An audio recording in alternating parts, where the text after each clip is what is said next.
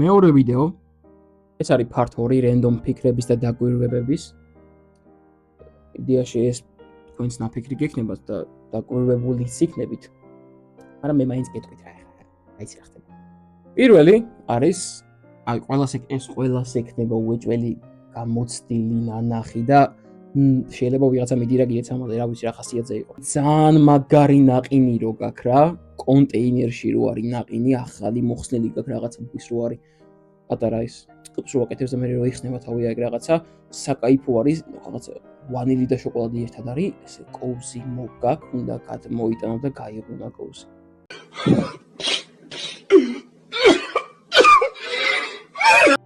ეს არის ტრაგედია. რავი, შეიძლება აღარ მომინდეს ნაყინის ჭამა მაგის მერე ისეთი საზღვრობა რაღაცაა. არა, კოუზსაც ვერ დავაბრალებ მაგ რაღაცას, იმიტომ რომ ისეთ მდგომარეობაში მოდის ხოლმე ნაყინი, რომ შეიძლება რავი, თორის ჩაქუჩი გაყუნოს მაგ რაღაცა მაგ ნაყინმა. რავი, რა გინდა რო ქნა, გაასწორეთ ნაყინები მეგობრებო. გამოუშვით თუ შეიძლება ნაყინი, რომელიც კოუზს არ მიყუნავთ, ავიდან გაღუნული კოუზებით დავდივართ ოჯახში რა ვაუწყო. შემდეგ ეცნობა ხალხს, რომელიც Instagram-ზე გაფოლოვებს და მე გაანფოლოვებს რა. ოღონდ ის კი არა, რომ აი დიდი ხანია ფოლოვებდით ერთმანეთს და მერე წაკშალა და ჩვენ მაინც დაგტოვა ფოლოვერებში. ეგ არა. ანუ თანად მიგიჩნია ეგ არა რა. ვიღაცა ჯიგარი მარტო იმიტომ რომ გამატებს, რომ შენც უკან დააფოლოვო და ეგრევე წაკშალოს. აი ეგეთი ხალხი ჯოჯოხეთის ცეცხლში დაიწვევით. მე გაძლევ გარანტიას. მე დაველაპარაკები პირადად იმ გაძევით. მამას გამოსტილებიდან კი არ ვიძახი, პროსტა ვიციდო. შემდეგი არის ხალხი, რომელიც კომენტარებში ჩხუბობს რა. ოღონდ ერთი კონკრეტული ფრაზა რა. აი შენ ხარ რომელიღაცა Facebook გვერდს რაღაცა გასაყიდა და ითმის ავარცხელი მაგალითად რა 30 ლარად. მე კომენტარებში შეხვალ ვიღაცას არ დაწერილი უეჭველი რომ ეს ჩემი შვილისთვის მინდა ძმა და თემუზე გამოვიწერ 4 ლარად რა ამბავია 30 ლარი ხო კარგად ხართ. მე ვიღაცა დაუძეს იმას რომ რა შენ ტრაკი საქმე არაფასი გაყიდის ძმა თუ ვინაწადი და გამოიწერე. აქ ეგრევე მოდის საფირმო ფრაზა რა ჯოკერებით. წკაფან შენი ნომერი დაწერე ბრატ. ძირითადად ამ ფრაზის ინიციატორი არასდროს არ მოელის ხოლმე რომ ამ ფრაზის შემდეგ მას ნომერი მართლა დახვდება კომენტარებში. მაგრამ ხო არსებობს თავზახელაღებული ხალხი, რომელიც მართლა წერს ამ კომენტარში თავის ნომერს რა. აი ამ კომენტარის მერე ყველანაირი დებატები ქრება კომენტარებში. ხალხი ჩემნაირად უსაქმური და კომენტარებში ამჟარი ხალხი ინტერესით კვდება რა ხდება ამ კომენტარებს მიღმა. ანუ ნომერს რო დაწერთ მეგობრებო ძალიან გთხოვთ, მე კომენტარებში ისიც დაწერეთ დაურეკეთ თუ არა ერთმანეთს, იმიტომ რომ გვაინტერესებს აქ ხალხს ხო? ან რავი, ლაპარაკი ჩაიწერეთ ამ და რაღაცა ქეთ გვაინტერესებს, რომ თქვენი 30 ლარიანი დავა რანაირად გადავიდა ნომერი დაწერე ბრატზე. მიუხედავად იმისა, რომ შეგიძლიათ Instagram-ზე და Facebook-ზე დაურეკოთ ერთმანეთს კომენტარებიდანვე, მაგრამ ნომერი მაინც ახლა სხვა არის, იმო ხო ხდები ნომერი ძველია და იგი. შემდეგ ეძღვნება ხალხის ამოუხსნელ ფენომენს, რომელიც მე პირადად ვერ გავიგე რანაირად შეიძლება არსებობდეს რა. ეს არის ხალხი, რომელიც მეტროში წიგნს კითხულობს. ანუ რანაირად ახერხებთ ამ ყველაფერს, რომ ამიხსნათ ძალიან გთხოვთ, იმიტომ რომ მე ხანდახან ოთახში სიჩუმეში რო ვждები, მაშინ ვერ გკითხულობ ხოლმე რაღაც აზრი ვერ გამომაქვს ნორმალურად რომ ავიკითხავ სამ წინადადებას. всё, ტვინი მიდის მე რაღაც რაღაცაზე ფიქრობს, რა ხდება, ანუ რატო რანაირად აკეთებ მაგ რაღაცას რა. მეტროში რო სხედან რაღაცა ჯიგა აკიდან მე ვიღაცა ციგნის ბავშვი გამოდებს აქ შეაფურთხებს. პილი მომე ისტორია შეაფურთხებ.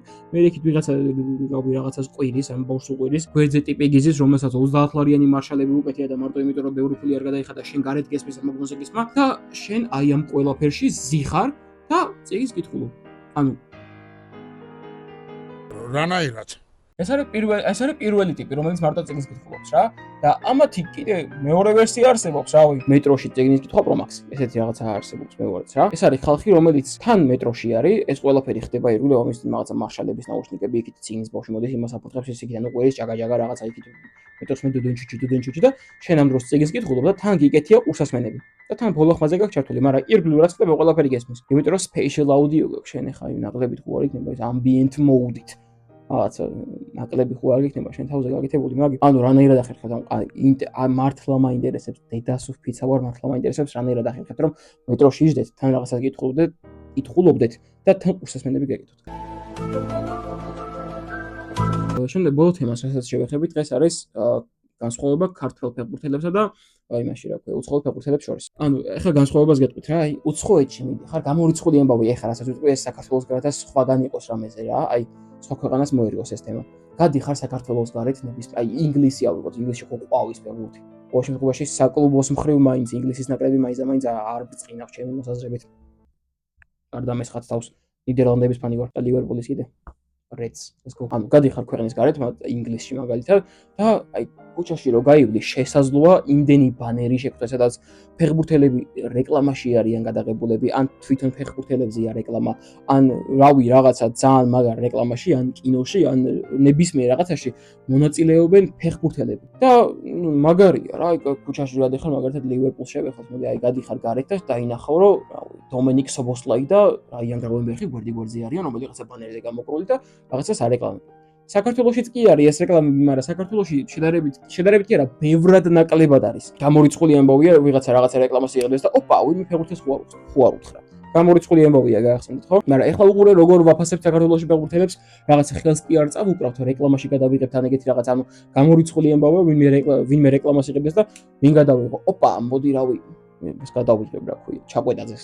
საქართველოში ერთადერთი ფეხბურთელი, სადაც შეგიძლია ნახო, ეს არის სტადიონი, ტელევიზორი და ბაზრობაზე. ლიდოს ბაზრობაზე, ან ვაგზლის ბაზრობაზე, ან ნებისმიერ საკანცელერიო მაღაზიაში. მაღაზიაში შედიხარ, ქართველი ფეხბურთელი შეგიძლია დაინახო ყველგან რვეულზე, ბლოკნოტზე, ჩანთაზე, რავი, ნებისმიერ რაღაცაზე. თუ ლიდოს ბაზრობაზე გახვალ, ეს ყველა საკანცელერიო ნივთიც იქნება.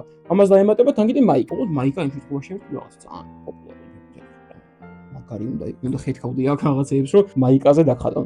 ხო წარმოგიდგენიათ რა ანუ მაგარიასაც ვერ იტყვი, ისეთი რაღაცა არის რა, რომ ხუჩა კვარაცხელია ხარ, ან რავი, ბუდუ ხარ ზივზივაძე, ან გიორგი ხარ მომარდაშვილი და ჩამოხვედი საქართველოში, რა უნდა დაისვენო და აი დედამ გაგზავნა საყიდლებზე, აი იმაში, ვაგზალზე წადი რაღაცა მოიტანეო, ან ლილოში წადი რამე რაღაცა. ავეჯი იყიდეო და მიდიხარ და გიწევს ერთი რაღაცა ჰოლის გავლა, სადაც რვეულები და მსგავსი რაღაცეები დევს და ოპა, ეს მე არა ვარ და რვეულზე. დებილობა. დღეისათვის სულ ეს იყო. გუავალთ 4 ლაიქზე. გადავიღებ ახალ ვიდეოს, რაღაცას მოვიფიქრებ კიდე. დიდი მადლობა ყურადღებისთვის.